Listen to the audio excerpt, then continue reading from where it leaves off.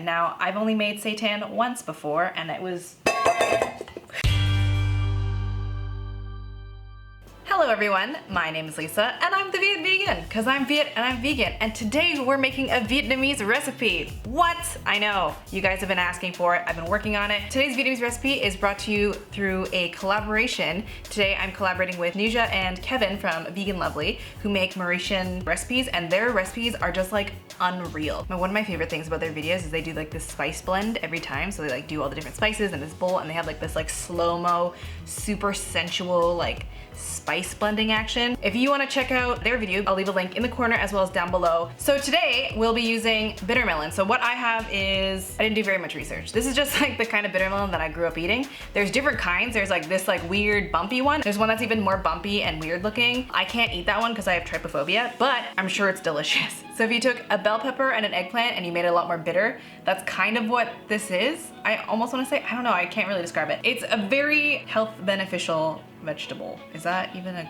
correct term? Whatever. Anyway, it's really, really good for you. In Vietnamese, this is called Qua, or if you're Southern, like me, you would say Oa, but the actual word is Qua. And if you directly translate it, it's like the bad out, so kind of like making the bad go away. Bittermelons are really, really good for you, and so like that's how I interpret it, that like Koa, like the bad stuff exiting your body. I don't know, whatever. The one that I'm gonna be making today is typically a stuffed sausage type thing. It's usually stuffed with ground pork. We have mushrooms, we have mung bean noodles, and we have a lot of onion and a bunch of other things that we're gonna be using to stuff it. And I'm gonna be stuffing it with a homemade seitan recipe. Now, you guys know, if you've been on this channel before, I am not an expert. I am not a super good chef. I'm just a moderately good one who wants to share with you different ways of cooking.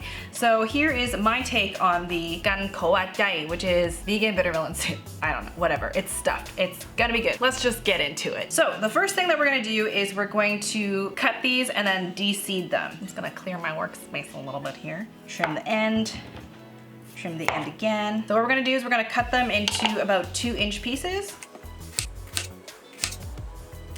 That works out. And so inside you have kind of like this weird pith sort of situation. You're gonna take a spoon and you're gonna scoop it out.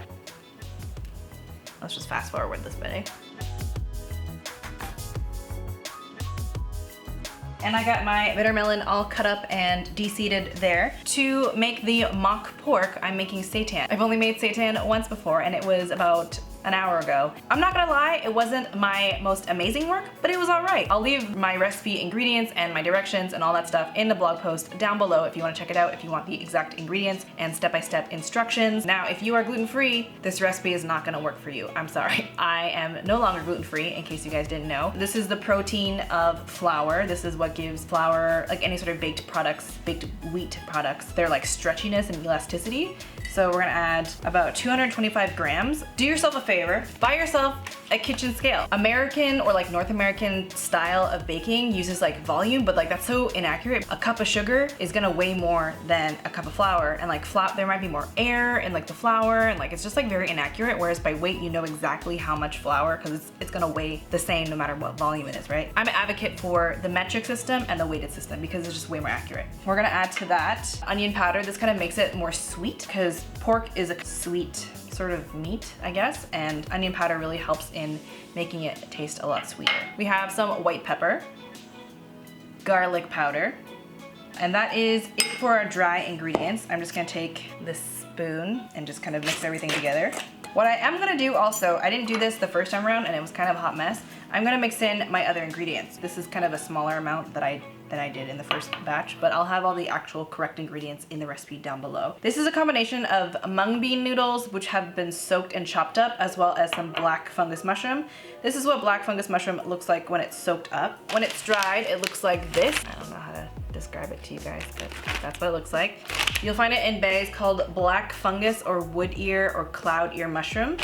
You can find them whole or you can find them sliced. I just find they're easier to work with sliced because then you don't have to slice it as much. I'll give you the weighted measurements so that you have the accurate amount of mushroom to use. I used about one of these, one of the little segments of mung bean noodles, which I've soaked in water. You can do cold or hot, just about 5 to 10 minutes so it soaks up a little bit of water. Then you chop it up and then you mix them together, and I also mixed it with a whole bunch of onions. So I've just chopped them whites and greens exactly the same into little coins. I'm gonna add this to the dry ingredients ahead of time instead of the way that I did before because I think it just might work out better. Just gonna stir it all in. For the wet ingredients, we're gonna add to a blender. To that, we're gonna add some firm tofu. We're just using firm tofu today.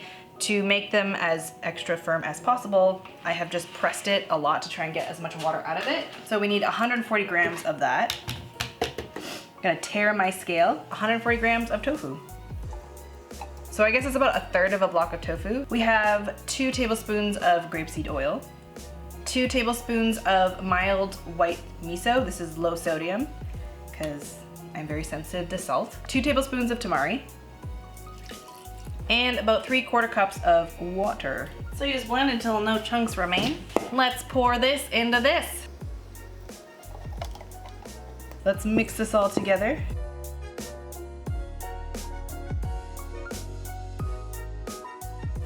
All right, so now that it's getting kind of sticky, I'm gonna get some gloves and then I'm gonna knead it. I mean, you can do this with clean hands if you want, but I got eczema. We're not gonna play that game today. So you just knead it for about 2 minutes. Gotta work the gluten. I'm losing random bits of onion, but you know, just stuff them back in there. It's fine. Give me a workout. Who needs to go to the gym? I'm working out my arms. This is physical activity. I'm feeling the burn in my triceps. I tried mixing in all of the noodles and stuff a little bit after the fact and they look a little special, but this one looks a lot better. Yeah, it's like stretchy before it tears, which is what we're looking for. So I'm just gonna scoop up the rest of this onion. So now we're gonna stuff these guys. Kind of poke your finger in there to get all the air out. And if you lose some onion, just shove it in. So you just keep doing this until it's done.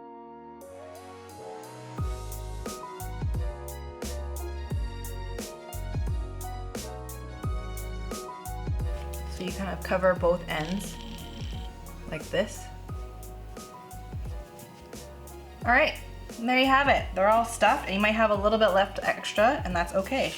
Even when you made the non-vegan version, I remember my mom would have extra like random balls. So you just kind of roll them up and you just cook it up all the same. So we're gonna fill this pot up with a bunch of water. Typically for this soup, you would use a bunch of green onion to flavor the broth, but there's a lot of green onion kind of like flailing around here. So I'm just gonna use that. Normally you would use about 2 sprigs of onions, but I'm just gonna use what's left over here. Typically for this soup, you would just use kind of like a clear broth, and for the clear broth, you would use mushroom broth powder. Actually, you'd use chicken broth powder, but because I'm vegan, we're gonna be using mushroom broth powder here today. And I'm gonna be using some of this mushroom broth powder that someone from the vegan meetup that I am a part of, the Halt and Peel vegan meetup, she watched one of my videos where I talked about mushroom broth powder. She couldn't find it where she was, so she made her own. She used shallots, garlic, and dried mushrooms, and she just blitzed them all together. They're all dried, and she just like blended them together into oblivion. So I'm gonna be using a combination of this and this because I feel like this is gonna give like a lot of meaty flavor, but this has a lot more like salt in it. For you folks at home, just use 8 cups of vegetable broth. So that's about a tablespoon of the dried porcini powder, basically, dried powder. And then I'm gonna use about another tablespoon, actually, I'll use 2 tablespoons of this. And then we'll stir it and see how it tastes. Give it a little taste. I'm gonna use a little bit more of this, but it is very mushroomy, which I like. Wow, the difference between batch number 1 and batch number 2 is pretty unreal. This looks a little gnarly. This one doesn't look so gnarly, but I'm gonna be cooking both. Things are coming to a boil, so let's slip some of these guys in. Actually, food safety, I'm gonna do this so I don't hurt myself.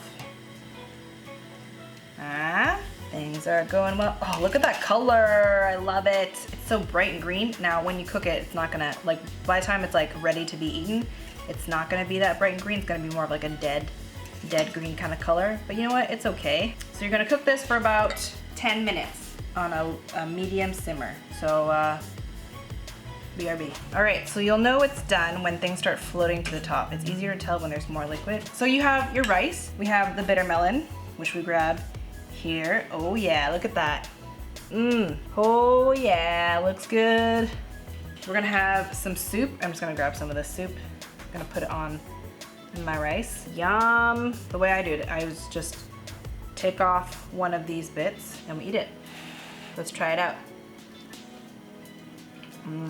That tastes pretty good. The one thing is, with this, it's not exactly like the meat version because the seitan is a little bit more like light and fluffy than the pork would be. I don't have a solution for that. I am not a seitan master. If you are a seitan master, Please enlighten me. Not the right texture, but it's pretty damn close. It's chewy, soft, sweet, savory, dare I say it, meaty. It's also a little like dumplingy.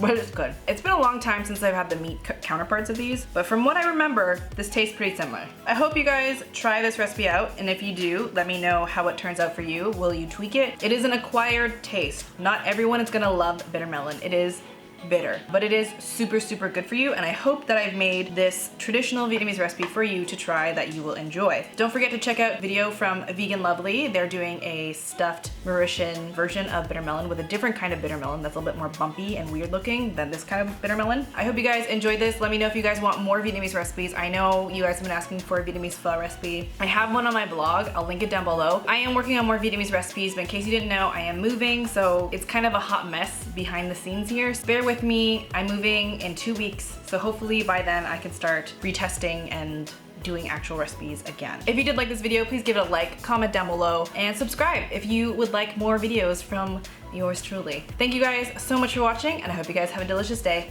Bye. And there's one that's like even more what? Oh, I breathed in white pepper. Yeah, I can't even talk anymore. I need to drink water. Excuse me.